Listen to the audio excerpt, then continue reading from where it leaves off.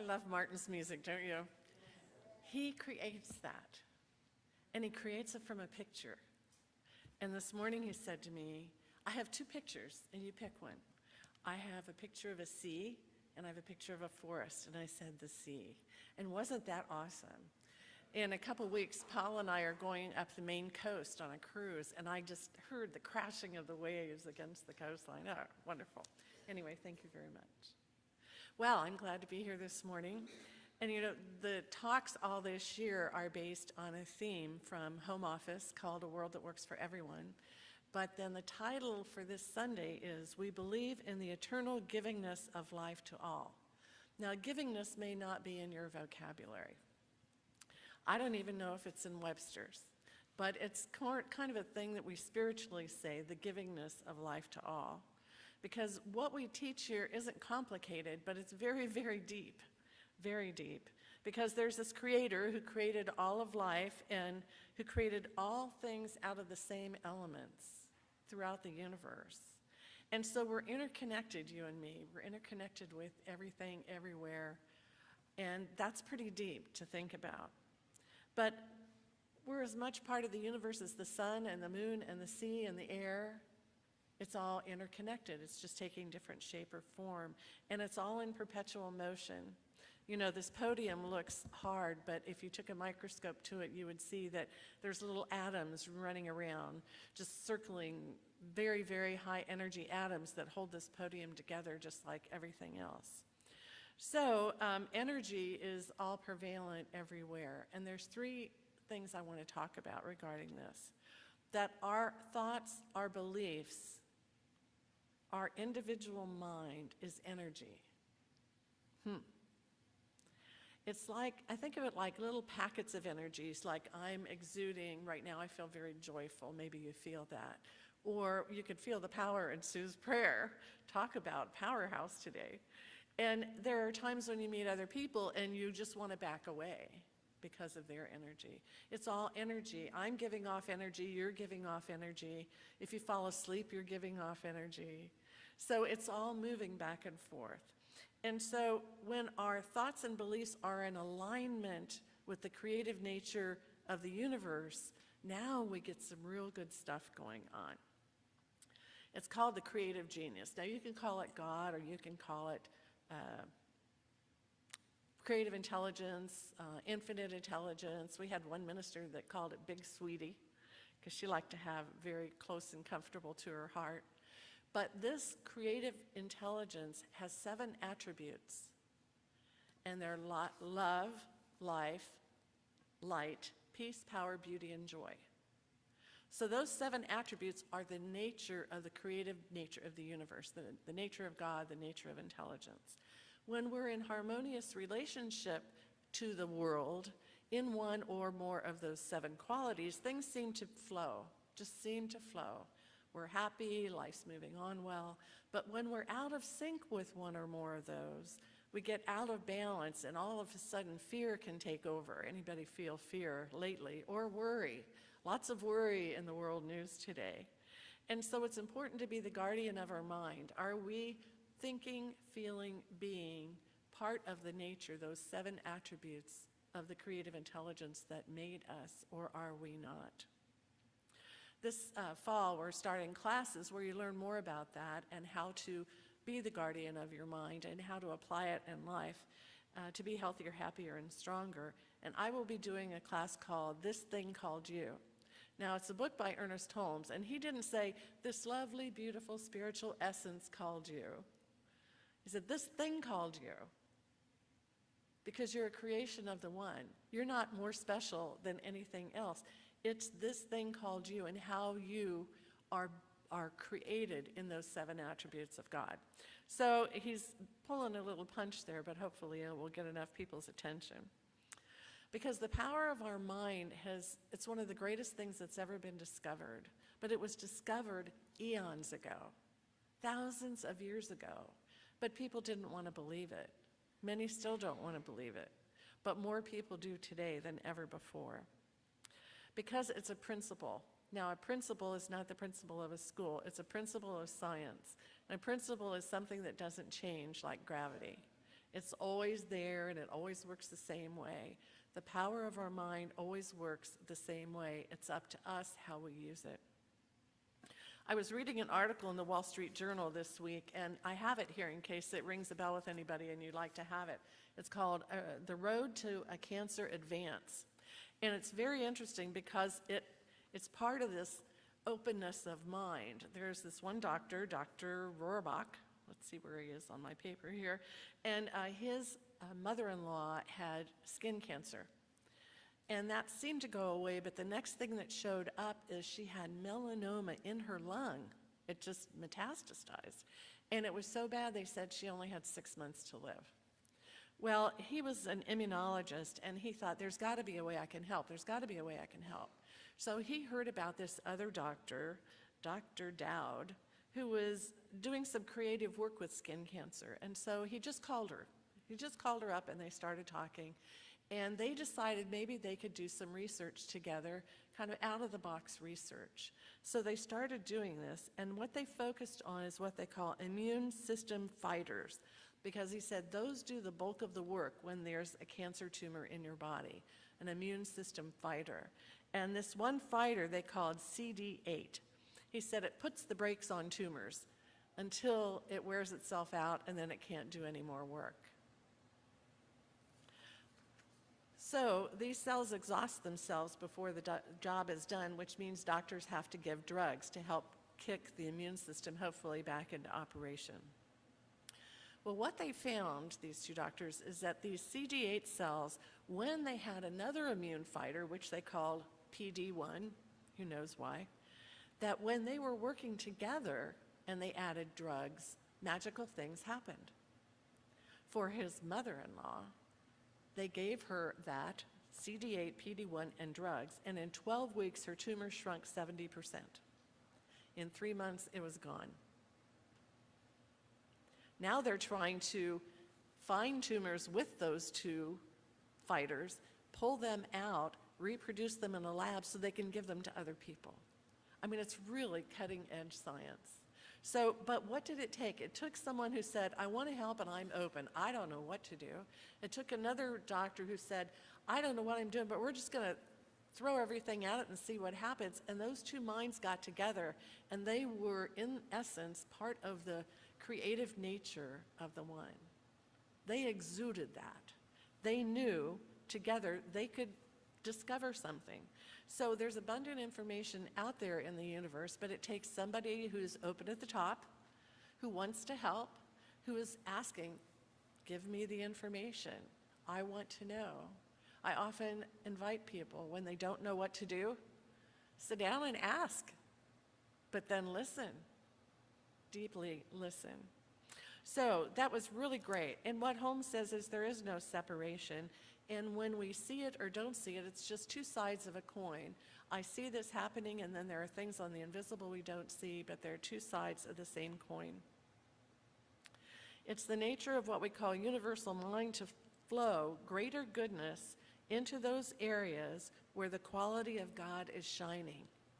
It's the nature to flow to those areas, that's people, where the qualities of God are shining. So this brought me back to the Bible. I'm not a Bible fan. I was raised Catholic, and but yet this struck a chord in me because I remembered that quote that to those who have are given more, and to those who don't have are given less. And so I thought, okay, I better figure this one out, because if it's in the Bible, a lot of people really love those things that were written. And Matthew said, because it has been given to you to know the mysteries of the kingdom of heaven, the 7 attributes of God. Whoever has, to him more will be given. And he will have more abundance. But whoever does not have the 7 attributes of God, even what they have will be taken away. Makes sense now, doesn't it? Makes a lot of sense. Good for Matthew. But Matthew had a lot more to say about this. He described the separation from God when we feel separate. It's like when our ego is on steroids. I'm right, I know it all, just listen to me. Versus being in alignment with the nature of God, being loving, kind, generous, peace, power, beauty, and joy when we're exuding that. So Matthew starts out in Matthew 6 by warning us not to do charitable deeds and use a trumpet to sound out, "I gave shoes to souls," or whatever it was. He says, just keep it secret. You'll be rewarded. Don't pray like the hypocrites who stand on the street corner and shout out, "Jesus saves." He didn't say it that way in the Bible, but I'm extrapolating. But he says, go into your room and shut the door. What that means is go into your mind and pray the attributes of God, and we will be rewarded.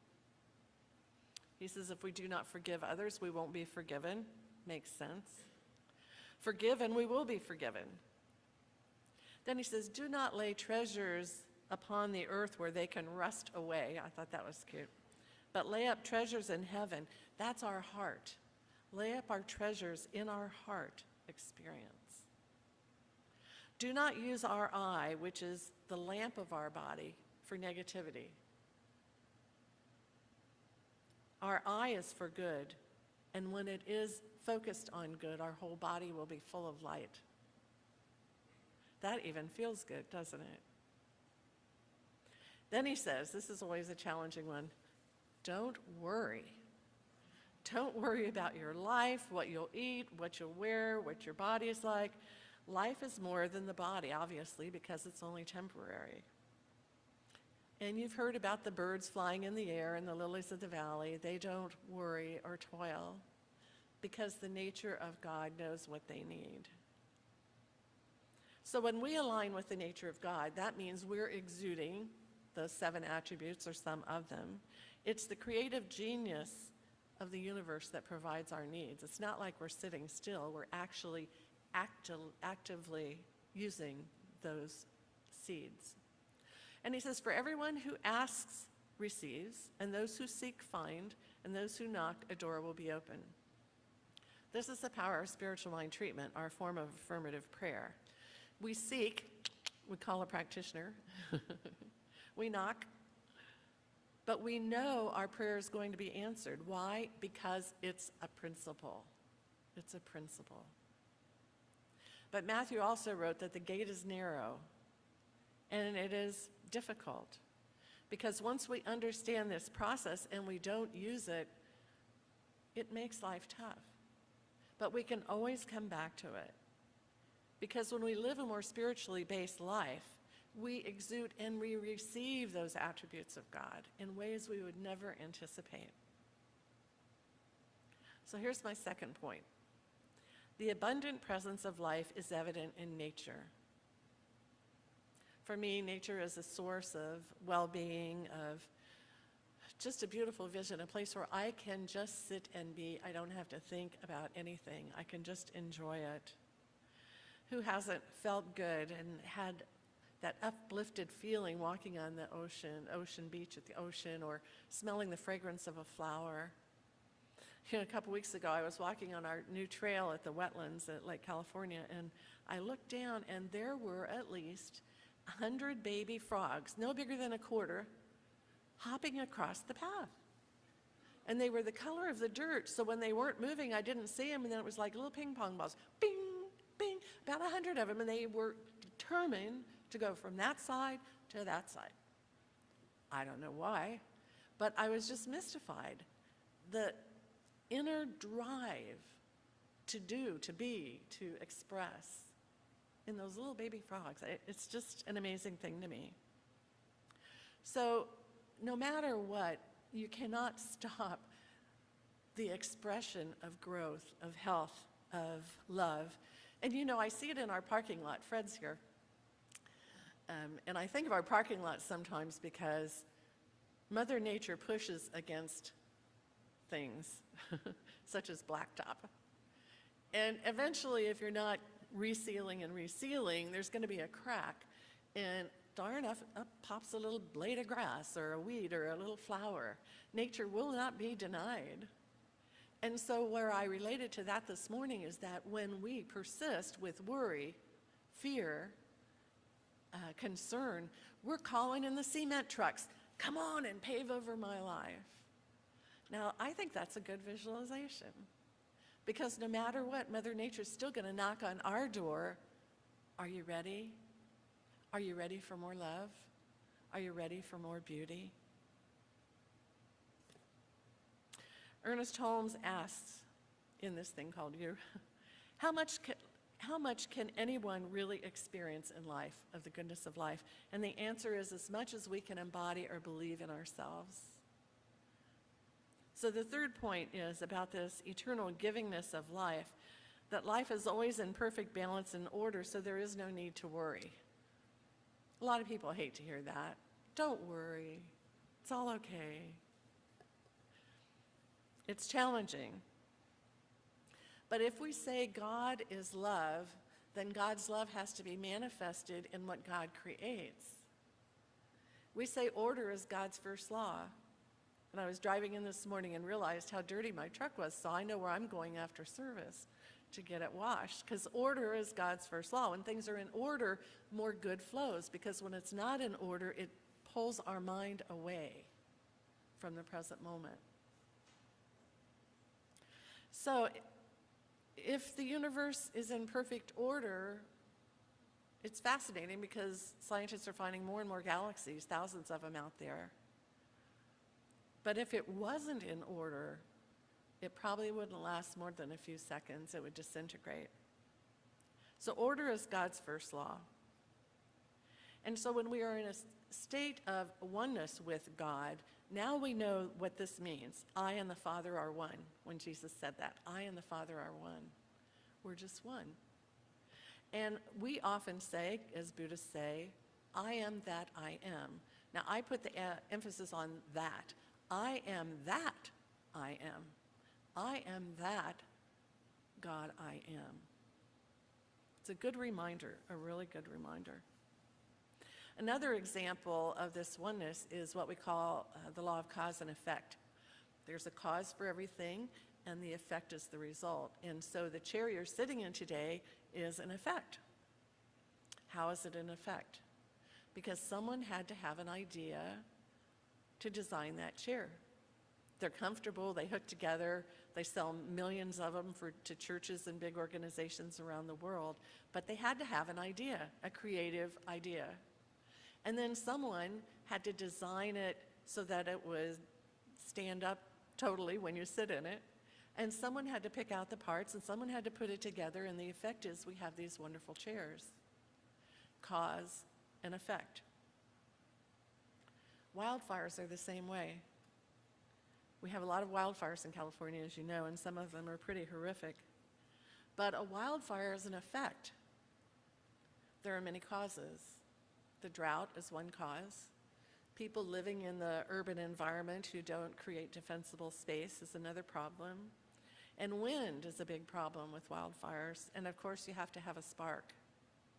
So the wildfire is an effect, but it has a cause. So anytime you come to a practitioner and we say, what's going on in your life, we want to know what's the effect going on. And then we're going to talk about where that cause might have been to create that effect that you don't like in your life. But wildfire is a necessary part of life in California. You know, there's a lot of trees and vegetation that don't get reseeded without extreme heat of a wildfire.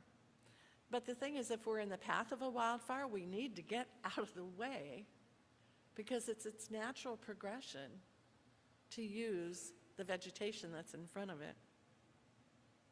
So the visible world and the invisible world are constantly a world of spirit that we see and don't see. And from a science of mind perspective, there's so much abundance in the universe and in our world and just even in our community that we can't even imagine how we could use it all, but that's not the point. The point is, what are you using in your own world today? What is your choice today? Like the doctors who had a goal of helping others, if you have a goal of helping yourself, of enriching your life, that's what we have classes for. That's what we have practitioners and ministers for. Why? Because your goal is just as important as the goal of anyone else in this world. Anyone. Your contribution of positive love and attributes of God changes everything. Without you, this world would not be what it is. And it's in order, and it's inherent goodness. So as I get older, I'm consistently thinking about this creative energy, and I've really given up wanting more stuff. I've got $2 in my pocket for a couple books, and I've held off. I don't know if I'm going to do it, because I really don't need more stuff. But what I yearn for is more knowledge. And that's why I do buy books. That's why I do study so much. That's why I love to do classes. It keeps me fresh. Keeps me on my cutting edge. It keeps me realizing you don't know everything, but I yearn for greater knowledge. And the thing about this is, because my body won't last, but my soul will last, and if I have this goal, I will be able to carry this on into infinity. Now that to me is exciting, very exciting. So your spiritual practice today, should you choose to do it, is to be open to your own greater good. What we focus on expands. It's that energy. Our mind is energy. What we focus on, we give energy. What we give energy expands. Don't waste it on worry. Don't waste it on sadness. Use it for the creative nature of the one. For what you think about and believe today is creating your tomorrow. It really is. So I encourage you to start today. Maybe about 11:30 would be good. So let's do a prayer about this.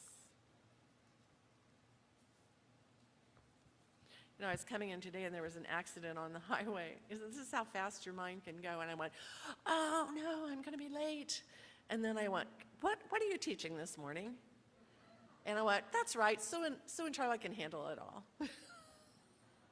But it brought that level of peace of mind to me that it was, okay, it's going to be okay, but that's how fast it is. Thank you, Judy, for supplying this beautiful music that helps bring these words into the heart of the one.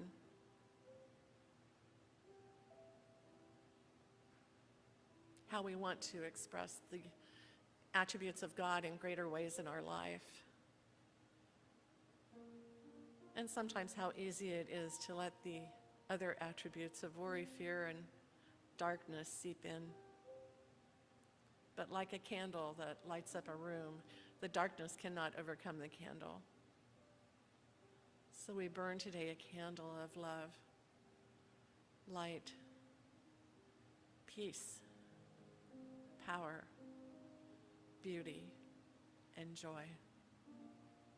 And in this realm, our whole life experience lights up the world. With our thoughts as energy, let's light up the world. Send that love to everywhere in the world that you know people are hurting. Send that love to people that are having difficulties, who don't see these attributes of God, who don't even resonate with them. There's such a great need. And the creative nature of the universe, just like the earth under our parking lot, is pushing, pushing, pushing. Let's crack open our minds and let the flowers bloom. So I thank you for being here today, and I thank Spirit for guiding me in this talk. Knowing these truths have been true for eons, and the more we realize it and put them into practice, the greater our life experience as individual spirits is enriched. Thank you, Ernest Holmes, for your wisdom of pulling this teaching together, and thank you for opening our minds to a greater awareness. This is the truth of life. I accept it for myself, and I accept it for each one here. Knowing the law takes these words into hand and helps all of us be the creative expressions we are meant to be. And so it is. Martin?